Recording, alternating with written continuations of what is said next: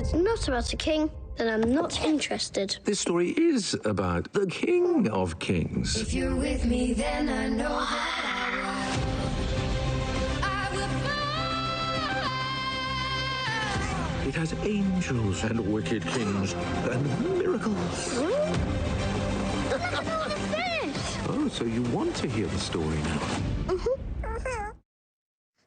Faith-based movies are taking over theaters this Easter weekend. The King of Kings breaking faith-based animated box office records, with its domestic box office at an estimated $45 million.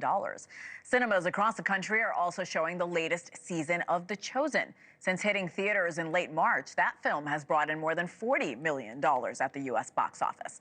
Joining me now is David Fischer, Head of Business Affairs and Acquisitions at Angel Studios. David, thank you so much for joining us. Oh, it's so great to be with you, and happy Easter. Happy Easter. That movie looks amazing. It looks adorable. Tell us a little bit about what went into making The King of Kings. What a powerful story, right? And for it to break at the exact time that it's been beautiful. MoFac Studios is our partner on this. Angel Studios was so blessed to have MoFac put this project together with a star-studded cast. We've got Oscar Isaac. We've got Kenneth Branagh, Uma Thurman, Forrest Whitaker, Pierce Brosnan.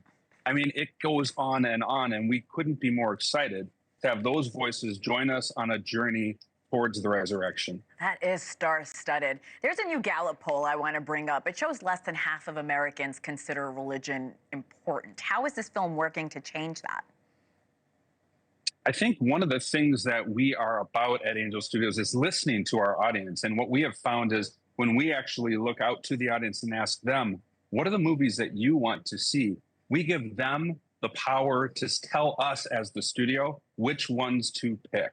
And it was our audience that scored King of Kings way in the 90 percentile to say, this is the kind of movie that we want. And that's what we do at Angel Studios. We deliver films to the audience. They are the boss for Angel Studios. David, when it comes to the millennial generation, do parents need more options when it comes to faith-based media options? Well, look, I'm a dad first and foremost. Well, I should say I'm a husband first and foremost and a dad. And I'm looking for more projects. I'm looking for more films that I can bring my kids to on the weekends. And oftentimes there isn't a lot of good values-based entertainment. It doesn't always have to be faith-based, but we want to teach values to the next generation. And that is one of the things that I think our industry needs a lot more of. I think audiences are savvy to this, and they're saying, we want more options. Exactly what you said. And we want opportunity to go to the theater, get a big thing of popcorn. Let's get our Reese's Pieces out. I have Sour Patch Kids usually. And let's watch a great values-based show. That's what Angel's looking to accomplish as we are releasing 8 movies this year. We think we'll be doing 10 to 12 theatrical releases next year. And we've been mentioning how well these faith-based movies are doing at the box office. Do you think we'll be seeing more religious films for children as well as young teenagers in the future? I sure hope so. I think the reality is I think another poll that's out there is that over 85% of people in the world are having a religious experience of one sort or another. And that's important to capture, is that people do see themselves as more spiritual or other than themselves. And when we build that together and not take any particular angle, but say, listen, we do experience something in the faith-based world, and it can have a broad spectrum.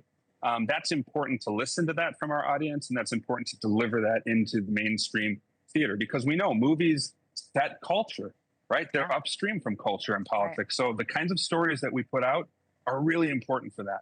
What is the biggest message, David, you're hoping to spread with this film? I would say that hope exists, hope survives. I also would love for people to come away from this as both understanding the story of Jesus Christ, but more than that, or alongside of that, I would say this is a family movie. This is about a father and a mother who are caring for their son as he's trying to figure out who he wants to become. He goes from wanting to be a King Arthur to actually being told a different story of a King of Kings that his mother and his father believed in. And I think there's something about that, family values, that there's something at the heart of our life, that family is there for you. And we'd love for people to come away from King of Kings knowing that. Thanks for watching. Go to joinnn.com to find News Nation on your screen. And don't forget to click the red subscribe button below to get more of News Nation's fact-driven, unbiased coverage.